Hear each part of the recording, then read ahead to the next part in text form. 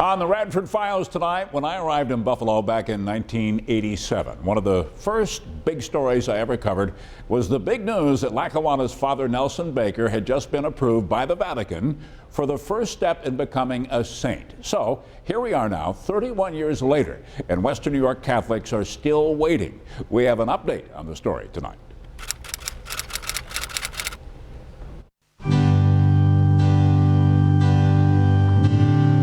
He was called the Padre of the Poor, a Catholic priest from Buffalo for more than 60 years. His legacy remains today in Lackawanna. Our Lady of Victory, the shrine, the basilica, the boys' home, the school, the infant home, the hospital. Without Father Nelson Baker, none of it would have ever happened. When he died in 1936, he was 94 years old. A life spent sheltering the homeless, feeding the hungry, caring for the sick, and giving hope to the destitute.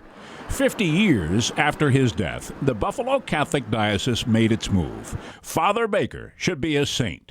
Bishop Henry Mansell went to Rome to see the Pope.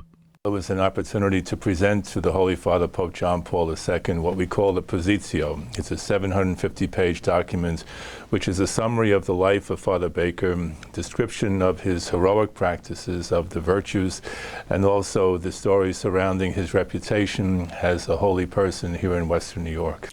That was back in 1987. Today, 31 years later, the Padre of the Poor still has not been blessed as a saint. I believe, honestly and truly, that he's a saint. And I sure hope I can see it in my lifetime when they announce it. Joe Kelly was one of the Baker boys. He came to live at the Father Baker Orphans Home when he was only 5 years old. He still has pictures of himself and his mentor. Kelly is one of thousands of children taken in over the years when there was nowhere else to go. The nuns used to take us for a walk. Father Baker would be sitting on the little porch they had on what the building called the Protectory. And he'd be just sitting, and the nuns would say, "Okay, children, everybody say hello to Father Baker." Father Baker would wave back and give us the blessings. Sometimes we get a double treatment. He'd be there when we come back, and it was the same thing.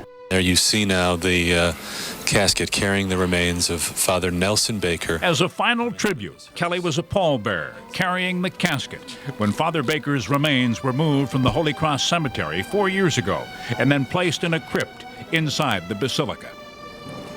The next step in the process to sainthood is to provide the Vatican with a miracle, a physical cure.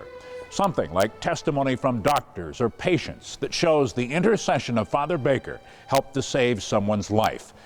There needs to be a miracle that has been established medically and scientifically, and that is still being studied in Rome. It involves scientists and all kinds of people to make sure in the proposed miracle there's no possible other explanation than an act of God. Becoming a saint in the Roman Catholic Church is a 5-step process. And even though it's taken more than 30 years now, Buffalo's Father Nelson Baker is more than halfway there. So we're still waiting. It's frustrating, but it takes a long time. And the Church's wisdom in that is to be very, very meticulous and cautious, that we don't call something a miracle that can be, attributed to scientific evidence. Yes, it takes a while. Listen to this. It took more than 150 years for the first American woman to be canonized as a saint. No American man, born American, has ever achieved that yet. Lackawanna's Father Nelson Baker could become the very first one to do that, although it could still take many, many years. Fascinating to see how long the process is. Yes, the average is 181 years. So.